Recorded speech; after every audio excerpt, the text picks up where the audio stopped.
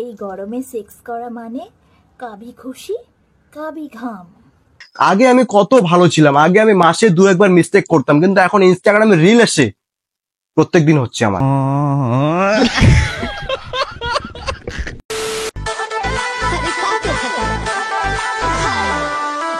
আগের দিনের রাজা মহারাজা গুলো গরিবদের মেয়েকে ডেকে এনে টাকা দিয়ে নাচাতো তাদের সামনে মনোরঞ্জন করার জন্য। এখনকার বড়লোক ঘরের মেয়েরা গরিবদেরকে মনোরঞ্জন করার জন্য ইনস্টাগ্রামে এসে ন্যাংটো হয়ে নাচছে।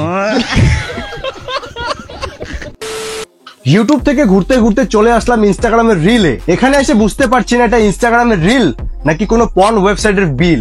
আমাদের দেশের ইনস্টাগ্রাম ব্রাজিলের পর্ন ওয়েবসাইট হয়ে গেছে, যেখানে মেন জিনিসগুলো ব্লার করা আর বাকি জিনিসগুলো খোলামেলা। ভাই আমি বুঝতে পারি না এদের দরকারটা কি আছে ইন্ডিয়ান কালচারের বিরুদ্ধে গিয়ে ভিডিও বানানোর। যদি ইন্ডিয়ান কালচারের বিরুদ্ধে গিয়ে ভিডিও বানাতেই হয় তাহলে ইন্ডিয়ার বাইরে গিয়ে কর না, কারণ এই দেশে তোমরা না থাকলেও এই দেশটা চলবে। শুধু চলবে না, দেশটা দ্রুত গতিতে এগোবে। মানে আমি এটা বুঝতে পারি না আজকালকার যে ছেলে মেয়েগুলো আছে দিনে 2-3টা করে রিল পোস্ট করে, নিজের পেটি কোট দেখিয়ে সবকিছু দেখিয়ে রিল পোস্ট করে 10-15 হাজার সাবস্ক্রাইবার নিয়ে নিজেকে যে সেলিব্রিটিটা ভাবে। তোরা কোনো সেলিব্রিটি না, তোরা হচ্ছে আমার বাল। সরি গাইস, সাবস্ক্রাইব না, ফলোয়ার। কারণ ছাত্রীদের জায়গা ইনস্টাগ্রামই ঠিক আছে, ইউটিউবে নয়। আমি চাই ইনস্টাগ্রামের একটা রুল বানানো উচিত, যেখানে গলা থেকে হাঁটুর নিচ অব্দি কাপড় থাকা অনিবার্য। যদি না থাকে তাহলে সেই অ্যাকাউন্টটাই টার্মিনেট করে দেওয়া হবে।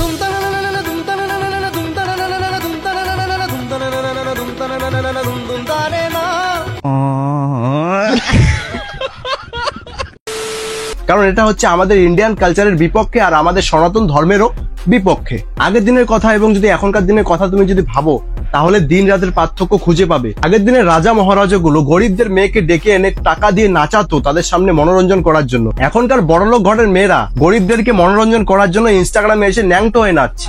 আজ এই ইনস্টার জন্য আমি একটা কথা বলতে পারি, আমাদের যে পরের যে নেক্সট যে প্রজন্মটা আসতে চলেছে সেখানে 90% সন্তান অ্যাবনর্মাল জন্ম নেবে। কারণ এই কথাটা আমি নিজেই ভালো করে বুঝতে পারছি, আমার নিজের উপরে ভালো করে অ্যাপ্লাই করে আমি বুঝতে পেরেছি। আগে আমি কত ভালো ছিলাম, আগে আমি মাসে 2-1 বার মিস্টেক করতাম, কিন্তু এখন ইনস্টাগ্রামে রিল এসে প্রত্যেকদিন হচ্ছে আমার মতো হাজার হাজার ছেলে ইনস্টাগ্রাম রিল দেখে নিজের ভবিষ্যতের পোদ মারা দিচ্ছে। তো আমি তাদের উদ্দেশ্যেই বলবো, যদি পোদ মারা দিতেই হয় তাহলে রিলস দেখে কোনো লাভ নেই, দৌড়াও সোনাগাছি। আর এখন 90% ছেলেগুলো এই শর্ট দেখে ঝাঁকিয়ে ঝাঁকিয়ে ব্রেনটাকে শর্ট সার্কিট বানিয়ে দিয়েছে। দেখবে আজকাল ছেলে হোক কিংবা মেয়ে কারোরই ধৈর্য শক্তি নেই। আর এখনকার ছেলে মেয়েদের নাকি খুব অ্যাটিটিউড, ইনস্টাগ্রামে 10-15 হাজার ফলোয়ার নিয়ে খুব অ্যাটিটিউড।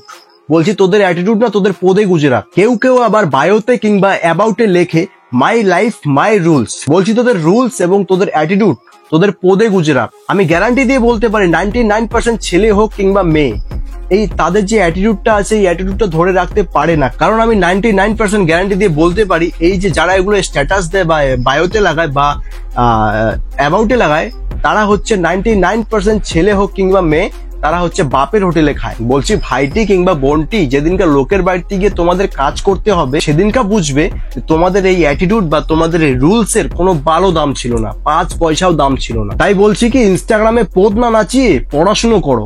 আজকাল আবার মেয়েদের ছেলেদের আবার মেয়ে বেস্ট ফ্রেন্ড আরো ছেলে বেস্ট ফ্রেন্ড, মানে বেস্ট টু বেস্ট ফ্রেন্ড। কত ন্যাকামো যে আজকাল দেখবো, মানে আর কি বলবো। এদেরকে দেখলে শুধু আমার একটা কথাই মনে পড়ে, বন্ধু বন্ধু 3 পোয়া, বন্ধু মারে বান্ধবীর।